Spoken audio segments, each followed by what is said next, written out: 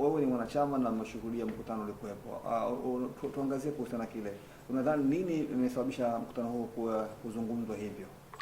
Ni mkutano umezungumzwa kwamba haujakidhi kuitwa mkutano kwa sababu ya jinsi ulivyomalizika. Mkutano ulivyomalizika haukukidhi kuitwa mkutano kwa sababu tulisomewa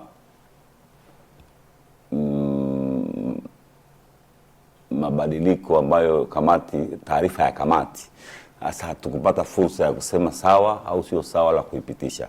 Kwa hiyo nikaonekana mkutano ule haukuwa na maana sasa, kwa sababu wanachama wamekuja pale afu nafasi yao ya kupitisha hawakuipata.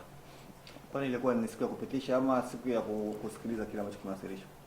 Sasa kama ni siku ya kusikiliza kilichowasilishwa, walipaswa pia kutuambia kwamba hii tumewasilisha, lakini tutaitisha mkutano mwingine maalum wa katiba siku fulani au tarehe itakayotajwa ili tuje tukajadili. Lakini kutuacha gizani usituambie utaitisha mkutano mwingine, sisi wala turuhusu kujadili, ile ndio ilisababisha ukaona kuna sintofahamu ya kutokuelewana. Kwa kiwalisha kwamba kulikuwa na kitu mnakihitaji kwenye mkutano ule. Sisi hatukuhitaji kupingana na chochote. Hatukuhitaji kuwa na malumbano. Tulihitaji tu kuulizwa mnasema ndio au mnapitisha. Tupitishe. Sasa hakutupa nafasi ambayo ni nafasi yetu ya msingi, ni haki. Mlinyosha kidole kuuliza swali. Unaonyesha kidole wakati unasomewa taarifa ya kamati. Si unasubiri taarifa ya kamati imalizike, afu uulizwe sasa kuna hoja au kuna swali. Lakini mlipiga makofi kufurahia. Makofi ya nini? Ya kufurahia yale ambayo imekuwa yakiwasilishwa. Hapo tulipiga makofi, hapo hatukupiga makofi. Kwa mfano, walipotangaza rasmi Mohamed Dewji mwekezaji ameshatoa shilingi bilioni 6.2 na ameshaziweka tayari kwa ajili ya msimu ujao, tulipiga makofi kumpongeza kwa kutoa fedha hizo. Kwa hiyo zipo hoja tulipiga makofi na zipo hoja watu walizomea. Kwenye mkutano cha kawaida kabisa.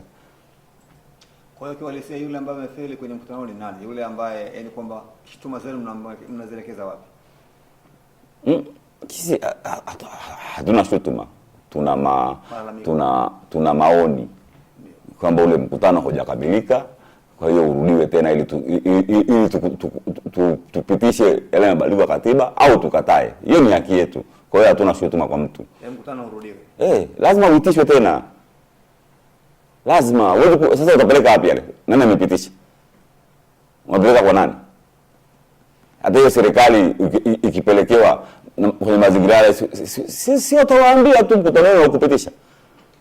Lakini kwa mujibu wa viongozi tumemsikia leo Cleophas Magula akizungumza kwamba mkutano ulikuwa sahihi, ila wanachama walishindwa tu kuwasilisha ama kuonyesha vidole kwa ajili ya kuuliza maswali. Ndio tunaonyesha sasa.